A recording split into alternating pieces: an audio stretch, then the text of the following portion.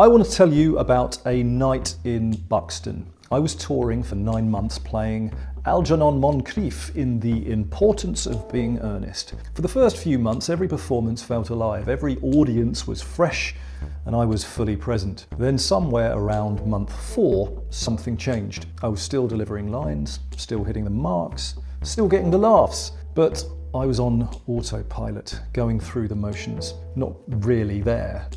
Until one night in Buxton, middle of Act 2, delivering a monologue I'd done hundreds of times, and suddenly nothing, complete blank, standing in front of 500 people, not a single word. Every second of silence felt like an hour, and I was the only person on stage who could move the story forward. There was no rescue coming. In that moment, I did something I'd been trained to do, but had stopped practicing.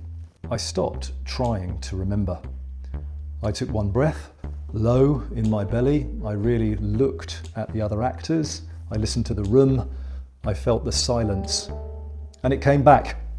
I found the line, the scene continued, and the audience never knew. That night taught me something I now consider one of the most important communication skills there are.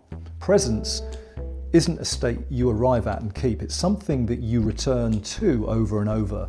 And here's what I see in most professional settings. People are so focused on delivering their content perfectly that they've completely left the room. They're in their own heads, thinking about what comes next, monitoring how they're coming across, checking their internal script. And while all that's happening, the person in front of them has checked out, because you can feel when someone is performing at you versus communicating with you. The first feels like watching a presentation, and the second feels like a conversation. Only one of those moves people. Let me introduce you to a concept from actor training that changes how I think about presence, and it comes from the remarkable voice coach and director Patsy Rodenburg. She describes 3 circles of energy. First circle, internal. You're completely in your own world, self-monitoring, thinking about how you're coming across, worried about what comes next. The audience feels this as distance, as though you're not really there. Third circle, broadcast. You're projecting outward with too much force, performing, demonstrating, trying to fill the room. The audience feels this too, as performance, as a lack of genuine connection. Second circle, presence. Equal parts self-awareness and other awareness. Connected to yourself and connected to them, your audience, simultaneously. You know what's happening in you, and you're genuinely curious about what's happening in them, your audience. This is the circle where real communication happens. And here's how you know you're in it. You're not thinking about yourself at all. You're just genuinely curious about the person in front of you. Here's a simple way to shift into second circle right now. Notice what's happening in you. Don't fight it, don't suppress it. Just, I notice I'm feeling this. Then redirect your attention outward. Ask yourself one question internally. What is actually happening for them right now? Not how am I doing, not what comes next.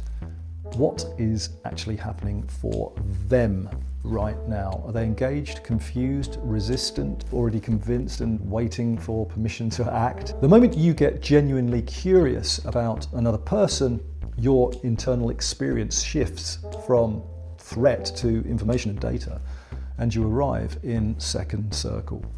Internal and external in alignment, present to yourself and to them. That's when presence becomes magnetic. And what about when you lose it? Because you will. It happens to everyone. The mind wanders, the thread disappears. Here's the reset. I call it stop, breathe, look, listen, feel, go. Stop, just catch yourself. Without judgment, just, I'm not here right now. Breathe. One breath, low in the belly. Not deep and dramatic, just one grounded breath. Look. Really see what's in front of you, the person's face, the room. Ground yourself in physical presence. Listen, what do you actually hear? Not what you expect to hear, what's actually there. Feel. Notice what's in you right now. Acknowledge it, don't fight it. Go. Redirect your attention to them. What's happening for them right now? under 10 seconds, and you're back in second circle. I've used this on stage in Buxton. I've used it in coaching sessions with the most senior leaders I've worked with. I've used it in my own personal life, in some really challenging conversations. It works every time when you've practiced it first. Good communicators know their content. Magnetic communicators are present with you. The difference isn't talent, it's a trainable skill. Second circle, genuine curiosity, the ability to return to presence quickly and quietly when you've drifted. If this is the skill that you want to build, the ability to be genuinely present in rooms that matter, let's talk about how. No pitch, no obligation. There's a link in the description.